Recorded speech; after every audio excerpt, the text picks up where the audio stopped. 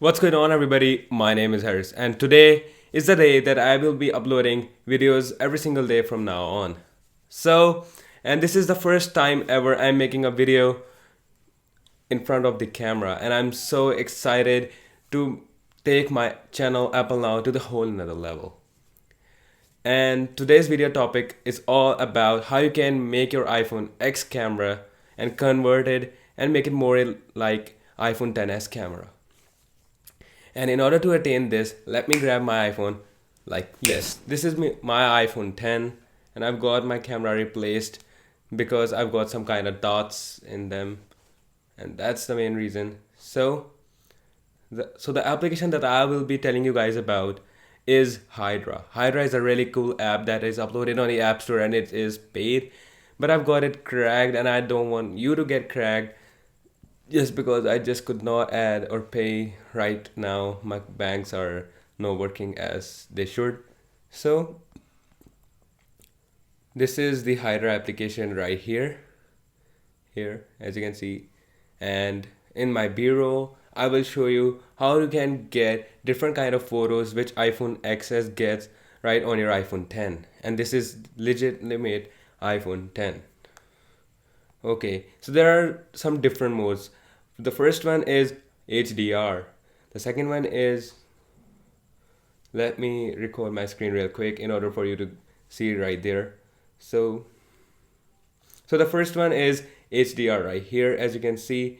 And in this mode, the cool thing is that it will make your photos look a lot more proper whenever you get a lot of highlights rather than the shadows, or make them more flat like a look, which will make your photos more professional, I guess. And it has worked so far so perfectly for me. And the second one is Video HDR. So this Video HDR works really fine in this mode, but it is limited to the 1080p. So it means that if 4K doesn't matter that much, you can easily get HDR quality right on your iOS devices without a lot of issues. The third mode is low light, and I've seen myself.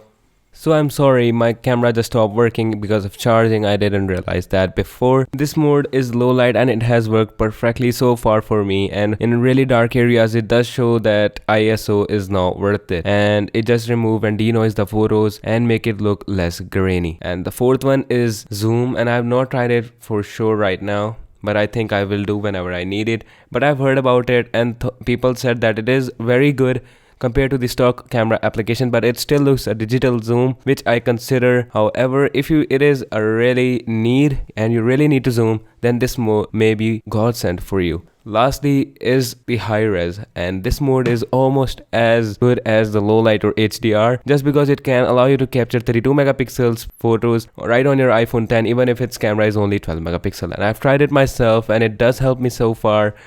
It may not be as good as a real 32 megapixel photo, but it is really good, and it is comparable to the 12 megapixel photos that iPhone by default shoots. Lastly, my reviews on this application is, if you really look a little bit into the deeper side of software, you can realize that hardware does not matter as much as the software, as this hardware that iPhone 10 is, or iPhone 7 Plus, is really capable even in 2018, and features that Apple has released may be a little bit quicker on their newest devices, but they can be made available on these older ones as well. This is just a marketing thing that just come into my mind about Apple are doing, but still this application makes your iPhone camera more like the iPhone XS, giving you HDR and making your iPhone camera better in low light, and as well as allowing you to shoot 32 megapixel photos, which I do really like. My reviews on it is, let me tell what do you think about this application. I will be back with another video. This is your boy Harris, and I'm just signing out.